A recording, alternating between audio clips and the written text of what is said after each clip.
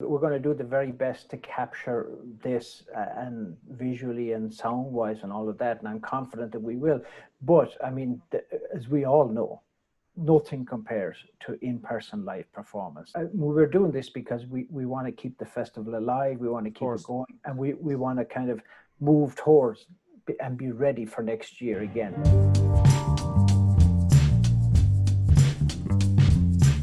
Hello and welcome to the Southern Star's Coronavirus podcast. I'm the news editor Siobhan Cronin, and from this week we're going to change the format a little bit and kick off with our interview of the week first. Stay tuned till the end to hear what's in this week's Southern Star, but first, this week's featured chat is with traditional musician Martin Hayes. The County Clare fiddler, a hugely respected musician in his own right, is also a member of trad supergroup The Gloaming. Due to COVID-19 restrictions, the annual Masters of Tradition Festival in Bantry will this year take place both in concert, live and online. In advance of this year's gigs, Martin earlier spoke to our resident muso, the Southern Star creative manager, Niall O'Driscoll. Hello Martin Hayes, how are you? I'm good, Niall. Very good. And where are you at the moment? I'm in Madrid, just kind of looking out here on a sunny day, and as they mostly are, as it turns out. But yeah, it's in Madrid. And I presume you've been there for the duration of this lockdown, have you? Well, I've been in Spain for the duration. It turns out I spent the entire lockdown up in Asturias in northern Spain. Oh wow! I was in the countryside, very beautiful spot. So I was in a very lucky place. I was glad not to be really in the city for the lockdown. Good, as safe a place as you could have been, so probably. Exactly, yeah. Exactly. Very good. Yeah. And what have things been like generally? I mean, we've heard all about it in the news, but I mean, what's the feeling on the ground at the moment now, as such? Or well, people are getting on with life here, and it's just basic, I think maybe in Spain more mask wearing than anybody else. It's like mandatory. Sure. So you go out on the street, so everybody wears a mask. So they're doing the best they can. And of course, the outdoor dining is kind of doing fairly well, of course, naturally. Ideally suited to it anyway, yeah. Well, yeah, they have that kind of environment for it, so it's good, yeah. Very good. And I mean, if it's not a silly question, what would you be doing now otherwise? I mean, would you be on tour? I mean, I know you'd be coming to Bantry probably next week, but... Yeah, I usually spend all my summers in Ireland, July and August. I almost always always in Ireland, so that's a big difference. This is, in fact, the first time I've encountered a summer in Madrid. Wow, okay. People used to say, oh, Madrid is very hot. Yeah, I used to say in the summer, but I'm never there. Well, here I am all of a sudden. But anyway. And like, what have you, I mean, musically wise, have you been able to record or write or any of that stuff all along? Well, just at the beginning of the lockdown, I was about to do a few concerts at the National Concert Hall with a new band.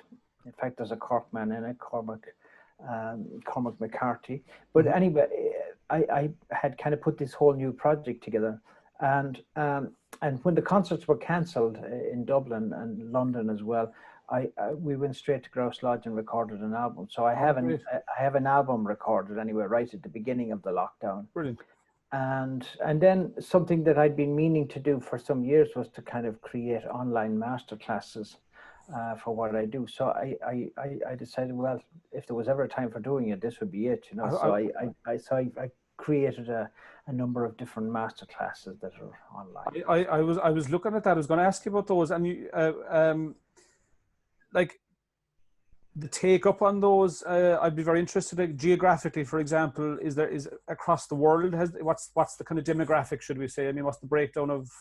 Oh yeah, it's everywhere. Like, I mean, I have people from Tasmania and Vancouver, Wow. And sometimes I have group classes, like, and I'm going, okay, so I guess we'll not be able to get Tasmania and Vancouver on the same time zone. But anyway, what the hell, Wow. So yeah, they're from. Yeah, Switzerland, Ireland, America, Canada, Australia, That's fantastic. And I mean, are you catering? I presume if they're master classes, are they people of a certain level to begin with, or are you catering for all sorts? Well, just like I said to anybody, and you're a writer, for example, you know, like the things you learn the first day are the things you're still learning, you know. Sure. So you're always kind of learning the basics, and you're always advancing the basics. You're still Sure. dealing with, you know, basic elements.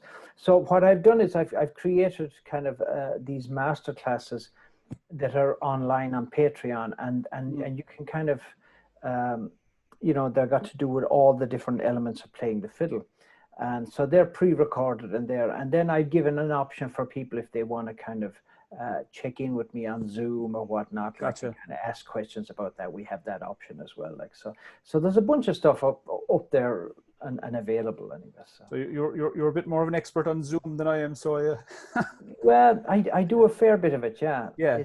All right. Yeah. And I see you've done some they're kind of play along YouTube lessons as well. I see. They're a separate thing, are they?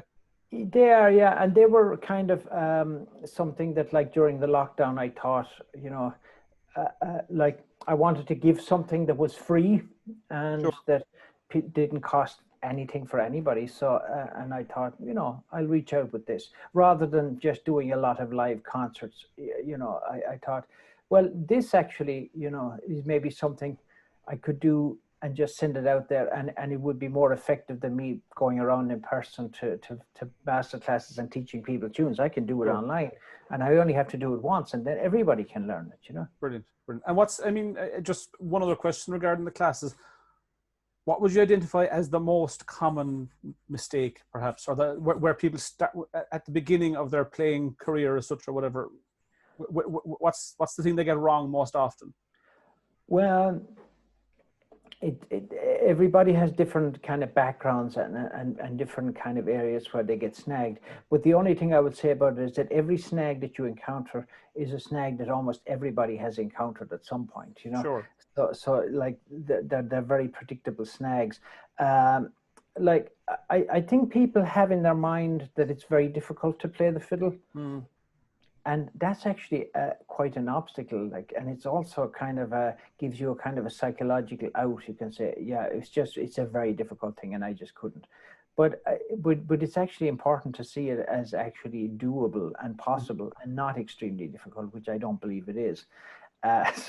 So you know, that's probably the first mistake that people make. You know, is just kind of like just being intimidated by the whole thing. You know? I suppose it is an instrument that maybe at the very early stages it's difficult to get right in terms of sound. It's very easy to pick up a guitar and strum a chord, and it sounds kind of basically all right, you know. Yeah. Yeah, no, the fiddle sounds horrible in the beginning, you know, and like you have to have a high tolerance for that. Sure. In the early stages. Now, I don't really have beginners as such like that that have signed up, but a lot of classical musicians have kind of logged in because they find it interesting to, you know, just you know, explore this music. And as one classical musician said to me, the thing about this music is that you can actually kind of sit around by yourself and play it. Yes. Whereas a lot of classically composed music involves having an ensemble, and people don't have that opportunity right now. Of course. So people find that this is a music they can, you know, do on their own, which is an important thing to be able to do with it right now. So, and you know, you'll have classical musicians who would have had a little bit of interest and curiosity about this, and so this was an opportunity to kind of take that a little further. Brilliant. So on to business in terms of West Cork and the upcoming Masters of Tradition Festival, which I suppose, like a lot of things, whether or not it was going to happen at all was uncertain for a long time, but it's great to be able to report that it is going ahead from next week, Wednesday the 19th to the 23rd of August. Yeah. You're the artistic director, and you have been for a number of years, if not all along, have you? Yeah, right from the beginning, yeah. And as a Clare man, how does he end up being the artistic director of a West Cork festival? Cork, yeah, there's something wrong with that. Well, how it happened was, you know, this festival is almost an outgrowth of the West Cork Chamber Music Festival. Sure. And what happened was that myself and Dennis Cahill were asked to play at that Chamber Festival, I think perhaps 20 years ago. And we had a really good time, and introducing Irish music to that audience seemed to really make a connection. And so then after that, Francis Humphreys and Rudd Cooper at West Cork Music thought it would be a good idea to maybe do something in the traditional music world, you know, they got that idea. So they kind of came after me to do it. And I think I spent a long time trying to escape from them and not do this. But then I relented, and I'm glad I did, actually, because it's been a really great experience. So it kind of grew out of that, just doing that performance there. And then suddenly, you know, here we are 18 years later. And I mean, obviously under the current circumstances, it's going to take a different format this year than other years. Can you tell me a little bit about that, or how it's going to work? Well, yeah, I mean, it's difficult to put on like the normal festival, or I think for any festival to do anything resembling normality. But we have 3 actual smaller live events that are actually sold out already. So that's kind of, you know, they're small. And as I said to people, you know, you get to see Christy Moore, you know, in front of 40 to 50 people. Like I said, that's something that hasn't happened in 40 or 50 years, you know, since he started out in the folk clubs, I think. But, you know, but then the rest of it, you know, we've tried to basically hold on to the roster of artists that we had booked before the pandemic even started. You know, we had no idea of this when I reached out to all these people.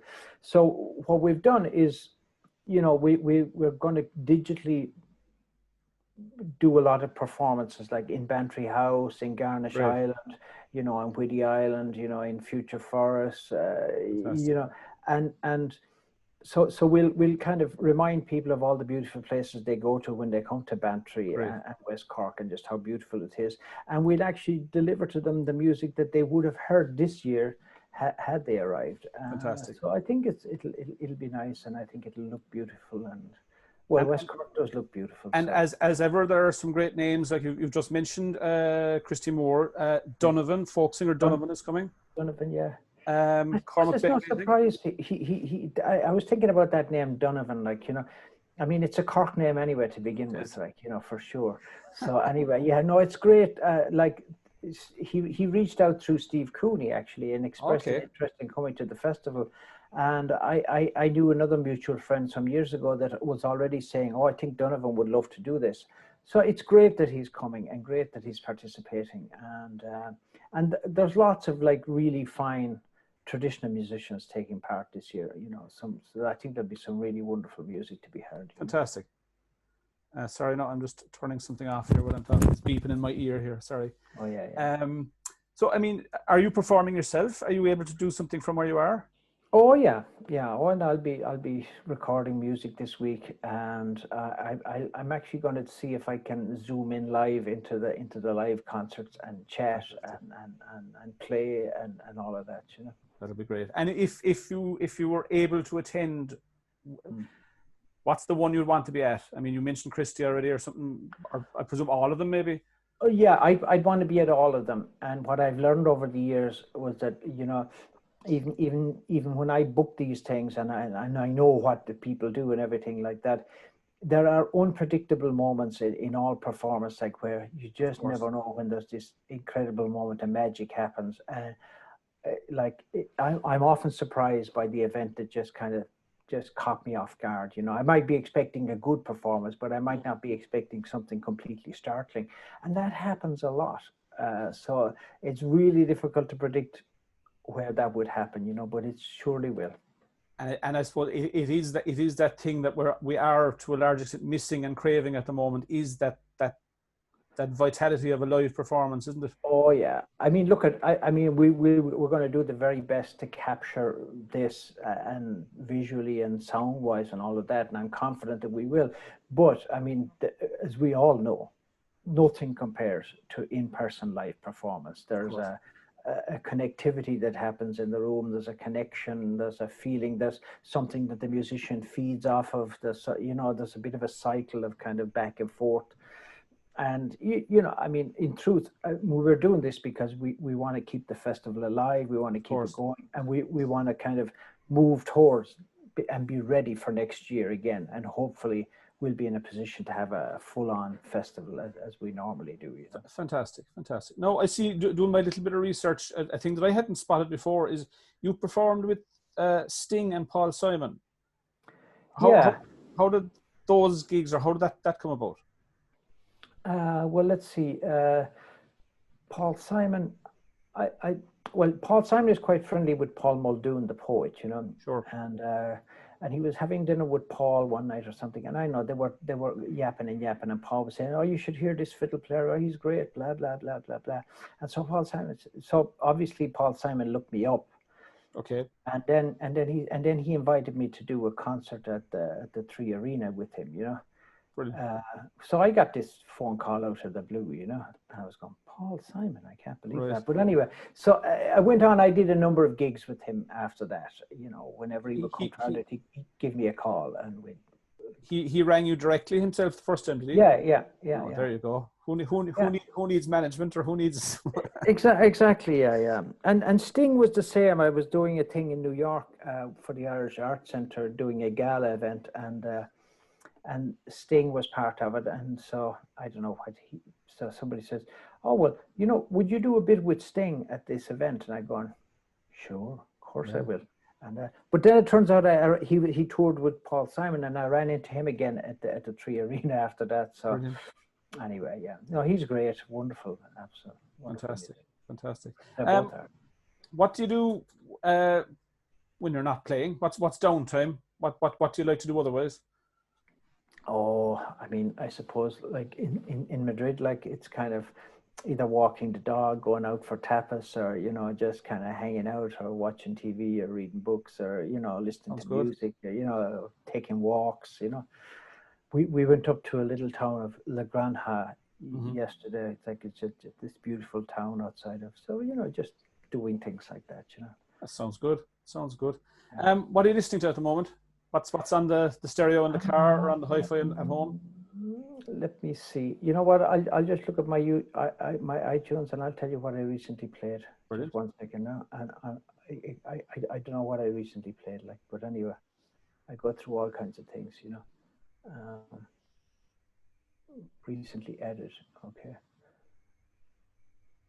Yeah, I was listening to Van Morrison recently as well, because Hot Press had asked me to do something for him, you know, so I just started listening to him again, you know. And was that to do with his 75th, with his birthday? Exactly. And so, you know, I do that, and I'm listening to all kinds of jazz and whatnot, you know. I just there's a broad spectrum there, so there is. No, I don't have a genre that I listen to. I kind of listen to everything and anything, you know. That's good. Now, special treat for me, because I'm the only one here, but for the listeners later on, you're going to play a tune for us today, I think. I will, yeah. What is it? You know what, I was trying to think, what should I do now with a kind of a Cork tune? Yeah, I think I'll do. There's a tune called the Beare Island Reel. Oh, perfect. And it's written by Finbarr Dwyer. Oh yes, indeed. Yeah, exactly. Like, brilliant. I think this is it now, so I'll give it a shot anyway. Excellent.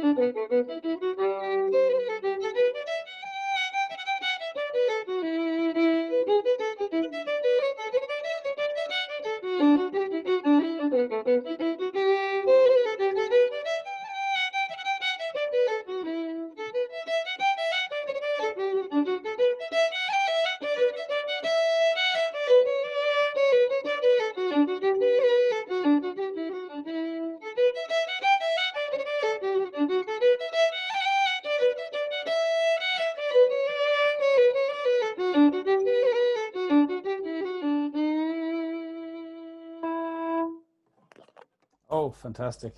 Yeah, yeah. Thank you very much for doing that. That's Yeah. I had no idea what to play, but then I thought, hey, it should be a Cork tune, I think. absolutely. And I mean, Finbarr Dwyer and Beare, I mean, you could hardly get closer to Bantry in many ways, could you? That's right, yeah. No, No, a remarkable family of musicians and for a sure. beautiful place, yeah. For sure. I love the Beare Peninsula. It's a beautiful spot. It really is. Absolutely, There's no doubt about it. stunning, Absolutely. Yeah. And it's for the likes of myself, it's on the doorstep, and sometimes we forget that. It's very easy to shoot off somewhere else. Stunning, and I hadn't explored West Cork much before I got involved at the Bantry Festival. But every year I go out there and just explore a little bit further. Brilliant. And look, here's hoping we'll see you here sooner than later again. Anyway. Absolutely, would love to do it. Yeah, fantastic. Can't wait. Lovely talking to you, Martin. Great, nice talking to you too. Take care of yourself. Mind yourself. Okay, you too. Talk soon. Talk soon.